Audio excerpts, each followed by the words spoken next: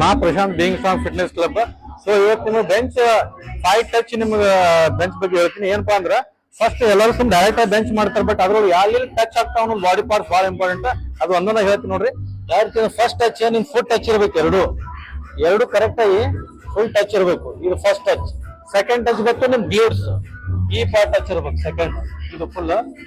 Third back arch ಬರ್ಬೇಕು, ಇಲ್ಲಿ full arch ಆಗ್ಬೇಕು, ಇಲ್ಲಿ ಫುಲ್ ಆರ್ಚ್, ಇಲ್ಲಿ ಟಚ್ ಇರಬಾರ್ದು. ನೆಕ್ಸ್ಟ್ ಅಪ್ಪರ್ ಬ್ಯಾಕ್ ಟಚ್ ಆಗ್ಬೇಕು. ಹೆಡ್ ಟಚ್ ಇಲ್ಲಿ ಗ್ಯಾಪ್ ಬರ್ತೈತಿ, ಮತ್ತೆ ಇಲ್ಲಿ ಗ್ಯಾಪ್ ಇರ್ಬೇಕು.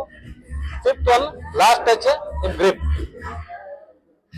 5 ಟಚ್. ಒಂದೇದು ಫುಟ್, ಸೆಕೆಂಡ್ ನಿಮ್ದು glutes, third upper back, fourth one head, fifth one hand touch. ಇವು 5 ಟಚ್ ಕರೆಕ್ಟ್ ಆಗಿ ಪರ್ಫಾರ್ಮ್ ಕರೆಕ್ಟ್ ಆಗಿ ಮಾಡಿದ್ರಪ್ಪ ಅಂದ್ರೆ ನಿಮ್ದು ಫಾರ್ಮ್ ಮತ್ತು ಬೆಂಚ್ ಮತ್ತು ಮಸಲ್ ಡೆವಲಪ್ ಚೆನ್ನಾಗುತ್ತೆ. Thank you.